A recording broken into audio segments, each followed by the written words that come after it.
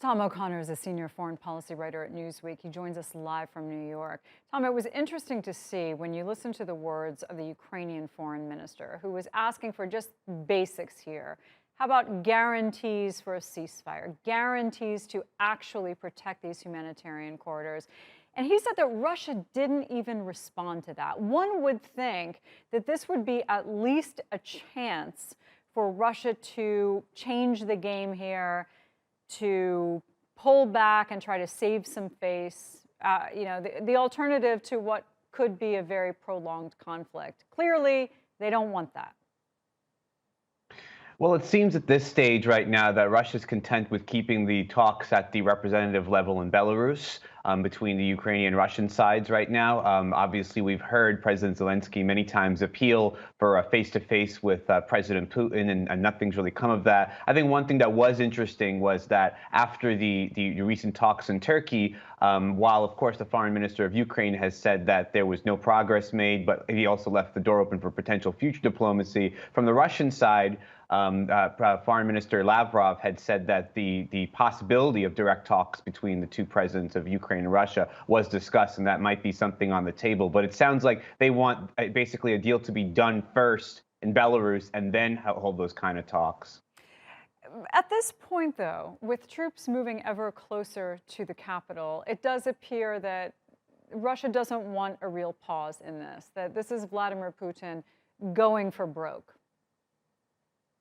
Certainly the Russian advance has not stopped. It's not a fast advance per se, but Russia is accomplishing some of the goals that we expected that they would want to before this invasion started and right after it began, which includes encircling some of the major cities. We've seen, obviously, Kherson, I think Kharkiv, Kiev, obviously, Mariupol, of course. These are cities that Russia has either encircled or is seeking to continue to try to encircle.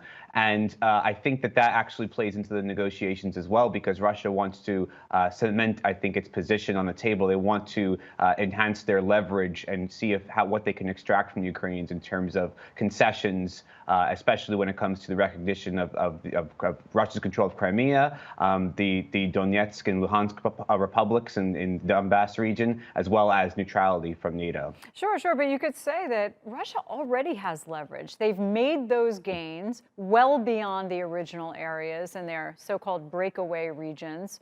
To go for Kiev now, it is taking a chance, given the fact that the Russian army has sustained much bigger losses than it seems anyone expected here. Yeah, certainly. So, as I said, these are some of the goals we expected much earlier in this campaign. It does seem like Russia has been met with more fierce resistance than expected. I think that at this point right now, Russia still feels that they can gain more out of this conflict. Yeah, At least obviously. that's where Putin stands right now. There doesn't seem to be much in the way of them slowing anything they've done.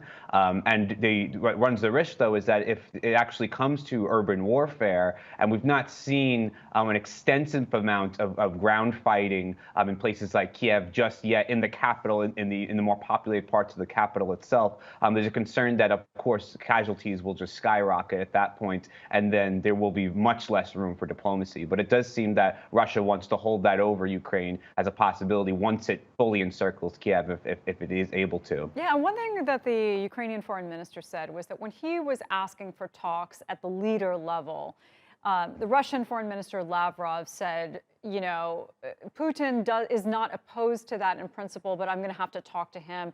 The Ukrainian foreign minister said he was surprised because at this level, when you have two foreign ministers sitting down together, a meeting like that could be decided right then and there.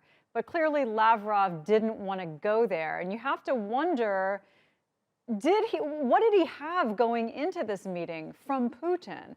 What kind of guidance did he even get? And then you repeatedly hear from Lavrov the same kind of Russian talking points, that up is down and down is up, that Russia did not attack Ukraine and they're not targeting civilians.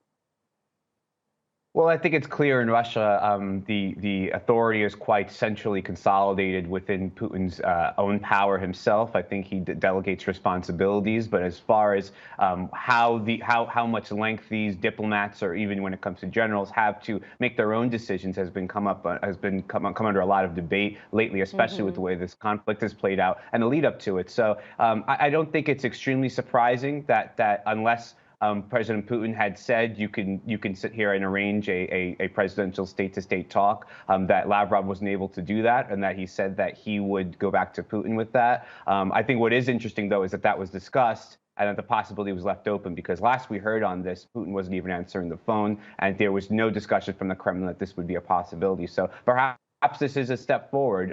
It's difficult to say right now because of just all the negativity out there, and which is due certainly because of the situation right now, and the gravity of it. But I think that if there is any progress made in Ukraine and Russia coming to terms with those 4 points that Russia had presented, perhaps Belarus first, and perhaps a meeting or at least a conversation between the two heads of state can be secured. Yeah, good points. Okay, Tom, thanks for joining us.